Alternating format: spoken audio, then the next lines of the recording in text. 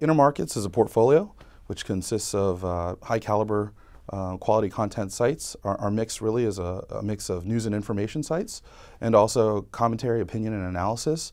With that combination, we're able to bring audiences at scale, about 800 million uniques, 100 million mobile views. We've got roughly 4 to 5 billion impressions, and we're one of the largest online presences today in the United States. Cool. And what are some of the big sites that you both represent and actually own? Sure. We've got the Drudge Report, which today is, according to SimilarWeb, the fourth largest site behind just a couple of others. And we've also got the Political Insider, Headline Politics, and several others. For a marketer and for most advertisers, news has always been a pretty safe environment, and actually a reliable and quality environment to reach all the things that they're typically trying to reach. Good household demographics, online, shoppers. News and information are generally actually pretty good environments for most advertisers to execute their budgets. But for us, since we have established audiences, in a world today where a lot of people are trying to figure out how to demonstrate that they're a premium audience, where they're trying to demonstrate that they are, bringing great opportunities for marketers and advertisers to position themselves around, that's something where we've excelled for quite some time. And that is because our audiences are dedicated, they're loyal. We have a 90% direct site navigated traffic, which is almost unheard of today, where a lot of other top news sites are roughly around 40%.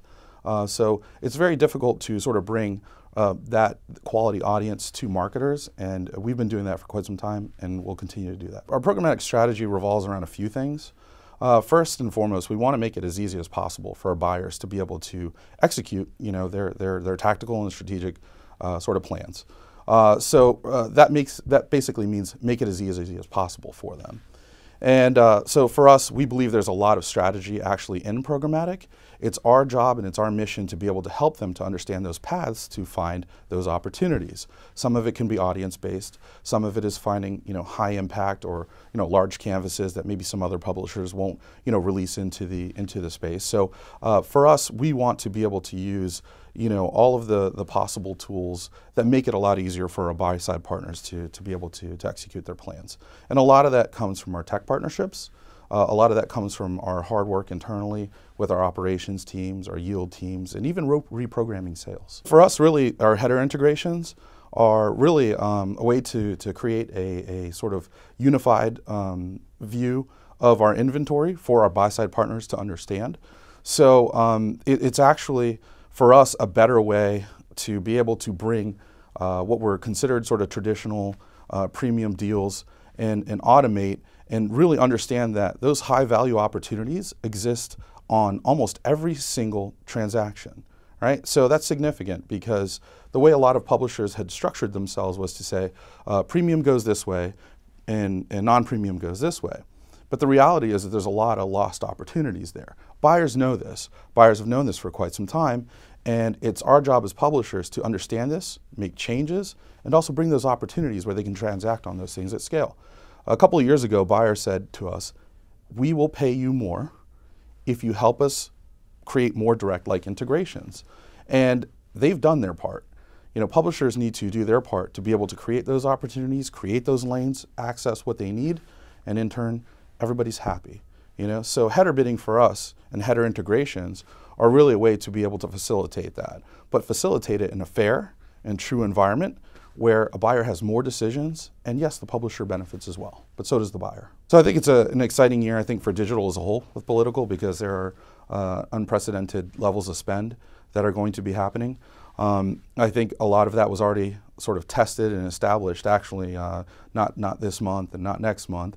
It was actually tested months ago, and even towards the end of November of 2014. So a lot of savvy, programmatic, political buyers have very specific needs, and a lot of that was tested early on. We were fortunate.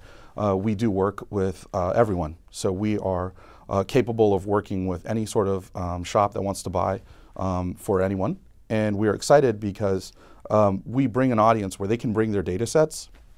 Our goal is to enable it in real time, right? So there's a lot of other sites that want to manage the political process and capitalize on premiums by creating, very, I would say, aggressive pricing, right? And they want to be able to sort of control a lot of the executions in very specific ways. We actually understand that the way the buyers want to buy is no different from a brand advertiser, and it's no different from someone else who wants to be able to find what they want to find, run their data sets against it, and in turn pay you a premium. And so what we're able to do is capitalize on that, just like we would with anyone else. However, we're very excited to be able to really be a part of the new digital political economy, which will be higher than ever before by the end of this year. The biggest areas of growth for us will be, I would say, display in all of its forms, right? So you've got mobile, you've got different types of mobile, you've got different types of video. But once again, when we work with our buyers, buyers don't really say, hey, do you have outstream video or do you have pre-roll? They just ask you if you have video, right? So we facilitate all of those things the way that they need. Display is healthy, it's growing, it's not going anywhere. And if anything, it's just evolving, right, into different sort of forms. And that's where our areas of growth are really focused on. It's also on other areas like, ensuring, a quality user experience. It's also on, reimagining our inventory and actually, redefining, our organization and helping others to see that you don't have to be locked into, those sort of antiquated terms and ways of operation. So the way we're looking to grow is actually by trying to really continue to do what we did last year and even the year before, not really being new to a premium programmatic space and even utilizing a lot of the premium programmatic tools. Our areas of growth are really going to be focused on sort of continuing to press as innovators and early adopters to be able to help our buy-side partners accomplish their goals.